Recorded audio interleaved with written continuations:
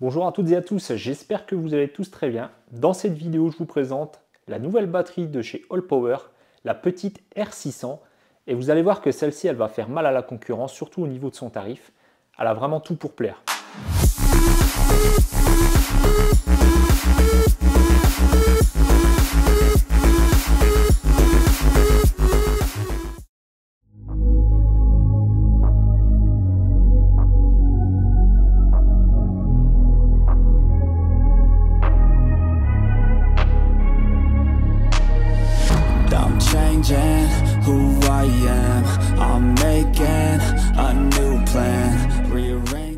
Donc voilà la R600. Donc R600 pour 600 watts de puissance, 300 watts de stockage. Donc elle est vraiment bien équipée puisqu'elle a un chargeur à induction au-dessus, comme vous pouvez le voir, de 15 watts. Une petite lampe qui peut toujours dépanner. Bon, c'est superflu, mais ça a le mérite d'être là. Donc ça, c'est quand même un bon point positif. Deux prises secteur. Donc vous pouvez activer ici directement avec le bouton. Ici, nous retrouvons deux ports USB de 100 watts et deux ports USB type A de 18 watts. On retrouve comme d'habitude sur ce genre de batterie deux ports 12 volts de 10 ampères, les anciennes connectiques que bon, j'ai envie de dire plus personne n'utilise, et une prise allume-cigare 12 volts. Ensuite sur le côté on retrouve du classique, donc la prise pour la recharger. Donc ce qui est bien c'est qu'elle n'est pas livrée avec un chargeur additionnel à part, donc c'est bien le chargeur est embarqué. Donc ça c'est cool, c'est pas comme la S700. Souvenez-vous, je vous avais présenté la S700, celle-ci, voilà, qui avait 700 watts de puissance et 600 watts de stockage. Donc elle est plus grosse. Vous voyez que celle-ci elle est plus grosse que celle-ci, malgré qu'elle a moins de capacité. Mais je pense que voilà, le chargeur qui était à part, mine de rien, ça prend de la place tout ça. Donc je pense que ce genre de choses intégrées prend de la place dans les batteries. C'est pour ça qu'elle est un peu plus grosse celle-ci. Bref, donc du coup ici, comme je disais, la prise secteur 220, un petit bouton de disjonction au cas où la batterie se mettrait en sécurité. Et ça c'est bien, c'est qu'on ne retrouve pas un port Anderson comme sur la S700. On avait ici un port, alors attendez, c'était de ce côté. Voilà, un port Anderson ici qui permettait de recharger en solaire. Là, ils ont mis du plus classique qu'on retrouve beaucoup plus souvent dans le commerce, du XT60. Donc au niveau de la chimie de la batterie, on est sur du LFP cette fois et pas du NMC comme la S700. Donc le gros avantage, c'est que du coup, en termes de durée de vie, en nombre de cycles, on est beaucoup plus élevé. Là, on est à 3500 cycles, donc c'est vraiment pas mal. Ensuite, c'est livré également avec un câble XT60. Donc c'est livré avec une petite pochette comme ça, sympathique. Donc c'est donné avec le câble XT60 vers MC4, donc pour les panneaux solaires, comme celui-ci, le Allpower, ici de 100 watts.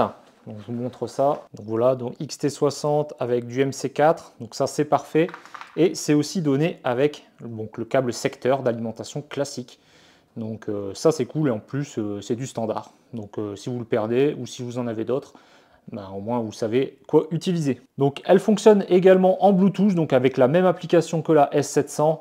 Donc pas de Wi-Fi pour ce modèle. Pour l'instant je dirais que c'est le seul bémol que j'ai pu trouver sur ce, on va dire, gros bémol sur cette batterie. Il y a quelques petits points négatifs comme toutes les batteries comme ça de nomades de ce genre. Mais vous allez voir quand même qu'elle a de gros atouts et son plus gros atout, c'est son prix. Donc actuellement, vous pouvez la trouver à 299 $ sur leur site de Allpower. Donc en euros, ça fera un petit peu moins avec le taux de conversion. Alors après, ça dépendra au moment où vous visionnerez cette vidéo. Il faudra voir le taux euro-dollar s'il y a une grosse différence. Mais en plus, avec mon code promo, vous allez pouvoir la toucher à bien moins que ça, donc autour des 260-270 €. Donc franchement, pour les capacités, les équipements qu'elle a, elle est clairement devant la concurrence, clairement. Donc Blue Yeti ne fait pas mieux.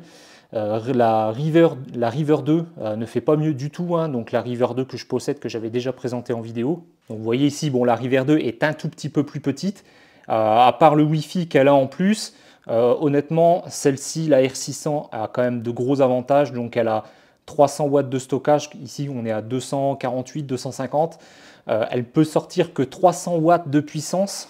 Elle ne possède qu'une seule prise secteur. Ici, on en a deux. Et les ports USB type C délivrent du 100 watts, alors que là, ça délivre maximum du 60 watts et il n'y en a qu'un seul. Alors on est sur tous les deux de la LFP en technologie et en chimie de batterie, mais honnêtement pour le même prix, voire moins cher avec les codes de réduction, chose qui est très compliquée à avoir chez EcoFlow. Hein. Bon après je crache pas dessus, hein. C'est une très bonne batterie, hein. Avec le Wi-Fi pilotable à distance c'est un gros avantage. Mais voilà, et j'ai oublié aussi, il y a également le chargeur à induction de 15 watts, que n'a pas non plus l'EcoFlow. Donc vous voyez, pour le même tarif, on va dire, si on ne parle pas des réductions, elle a quand même beaucoup plus de points positifs, hein, beaucoup plus je dirais, d'avantages pour elle, et qui la met en avant par rapport à l'EcoFlow.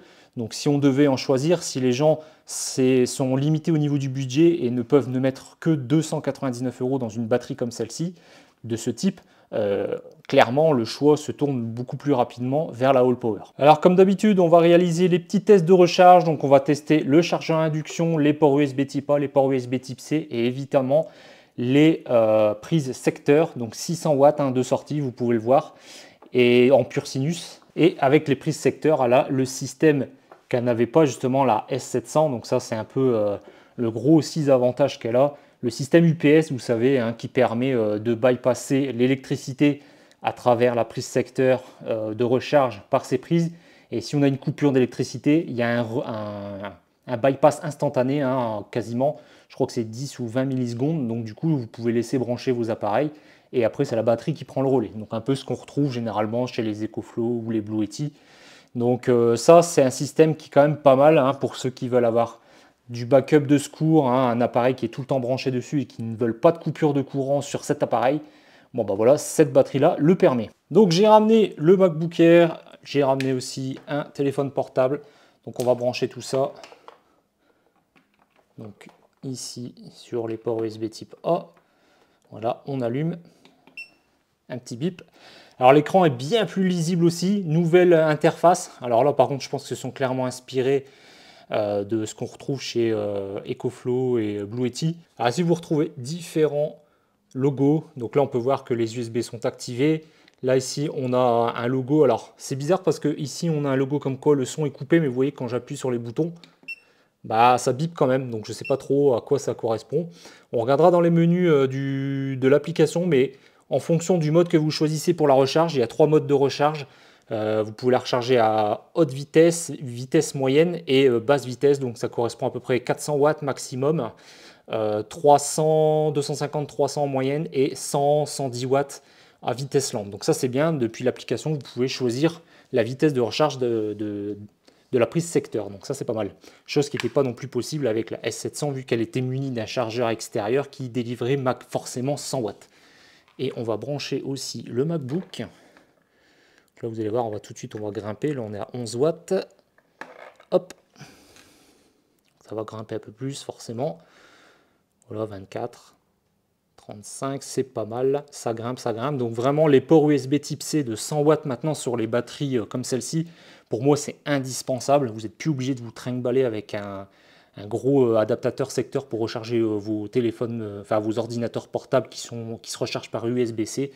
Vous avez un gros câble USB-C vers USB-C qui est compatible, hein, parce que forcément il faut un câble compatible pour délivrer de la puissance, et puis vous êtes tranquille. Alors maintenant je vais procéder aussi au test avec un panneau solaire pliable. Donc je vais utiliser le même panneau solaire All Power qui m'avait été livré avec la S700. Donc c'est un panneau solaire de 100 watts en multicristallin. Donc c'est pas les toutes dernières générations, c'est pas du monocristallin.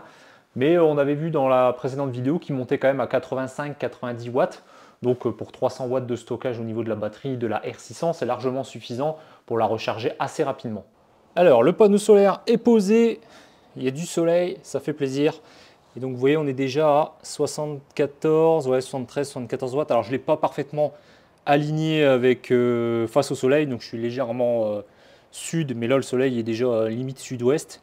Et on est à, ouais, voilà, il y a des pics à 76, 80 watts, voilà, il y a un peu de nuages.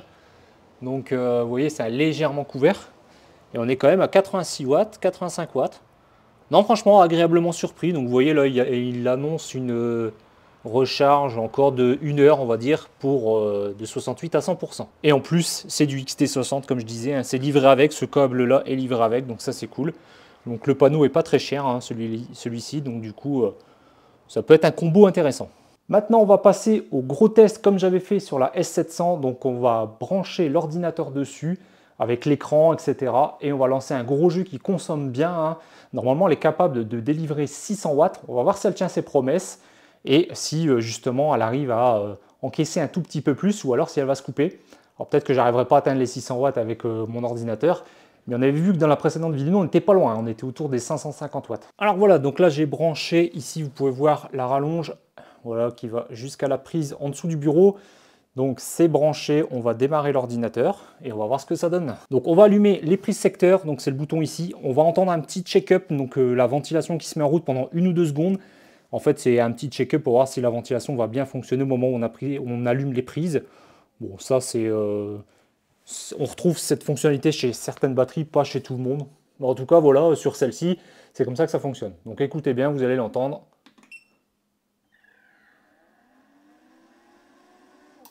Voilà, ça a duré quelques secondes, c'est très léger.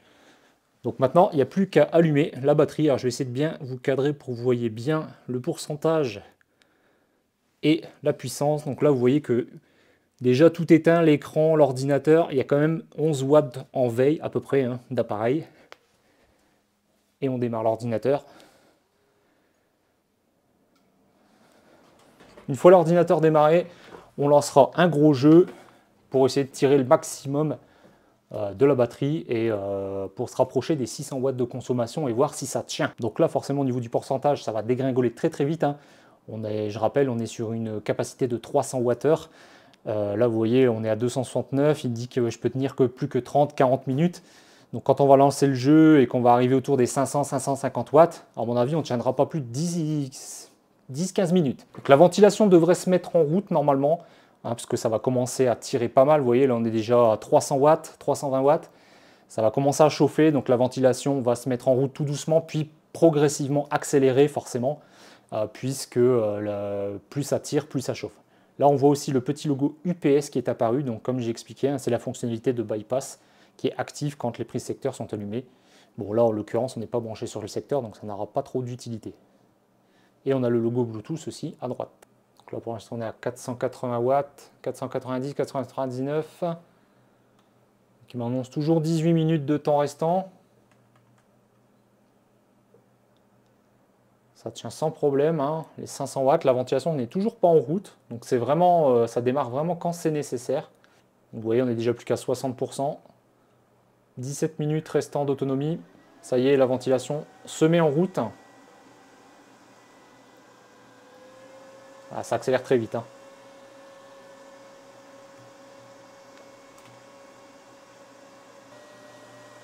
Donc là, ça commence à être bruyant, hein. Donc là, cette batterie-là, qui alimenterait un gros appareil dans une pièce à vivre, ça serait un petit peu compliqué. Là, je ne sais pas si la ventilation était son maximum, mais je sens la ventilation ici hein, qui sort. Donc ça aspire de ce côté et ça recrache de l'autre. Voilà, en tout cas, test réussi.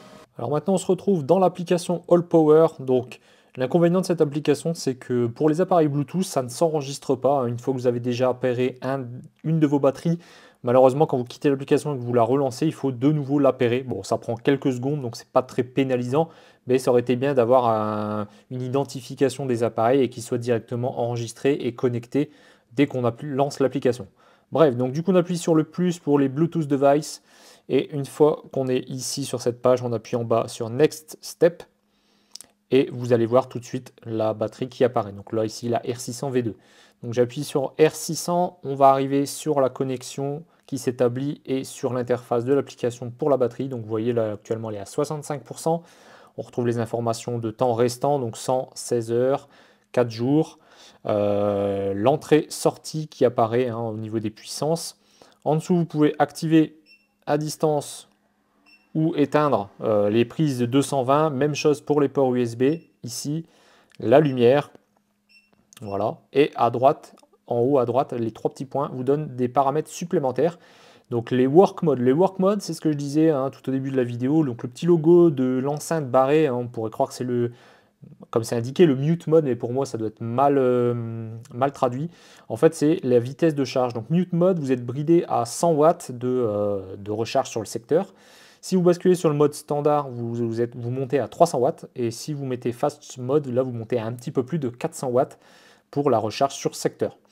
L'éco-mode, si vous l'activez, ça va mettre en veille votre batterie, donc vous pourriez quasiment plus l'allumer. En fait, vous l'allumez, si vous appuyez sur le bouton d'allumage, la batterie s'allume et s'éteint tout de suite. Donc je pense que c'est un mode qui est à activer quand vous n'allez pas vous utiliser la batterie pendant un très très longtemps et que vous voulez la mettre, voilà, c'est certainement en mode économie le plus possible pour préserver l'autonomie de la batterie quand elle n'est pas utilisée. Ensuite, vous avez l'éco-mode shutdown time, comme ça l'indique, hein, c'est le temps que va mettre la batterie quand elle n'est pas utilisée à se mettre en veille, enfin à s'éteindre.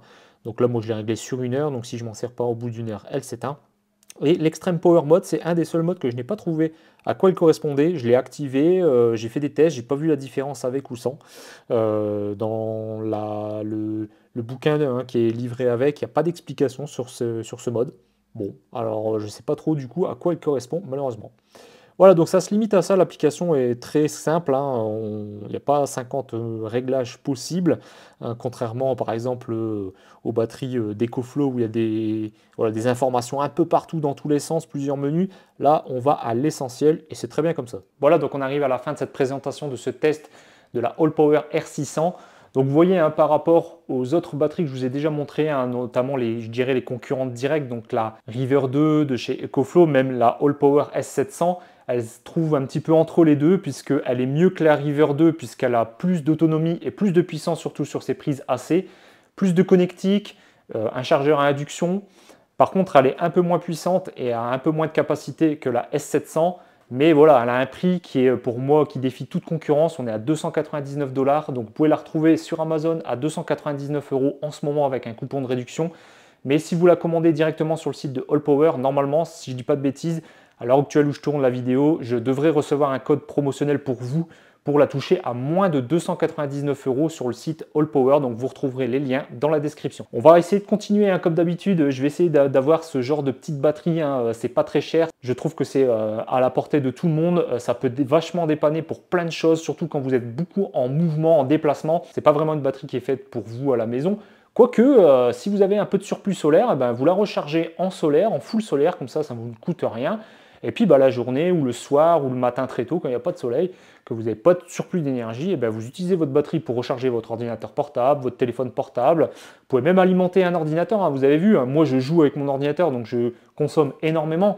J'arrive à des 500 watts, presque 600 watts. Mais tout le monde ne fait pas comme moi, hein. Pas mal de personnes ont un PC fixe qui va consommer 200, 300 watts de puissance, hein, forcément, voire même alimenter une télé, hein, pourquoi pas, hein. Ça a déjà été fait, je l'ai déjà présenté. Là, je ne l'ai pas fait dans la vidéo parce que vous avez vu que l'ordinateur, ça passe avec 500 watts. Mais si vous branchez votre télé le soir, par exemple, eh ben, une télé en général, c'est autour des 150, maxi 200 watts. Eh ben, vous pourrez tenir 1h30, entre 1h30 et 2 heures assez facilement. Voilà, en tout cas, si cette vidéo vous aura plu, comme d'habitude, vous mettez le petit pouce en l'air.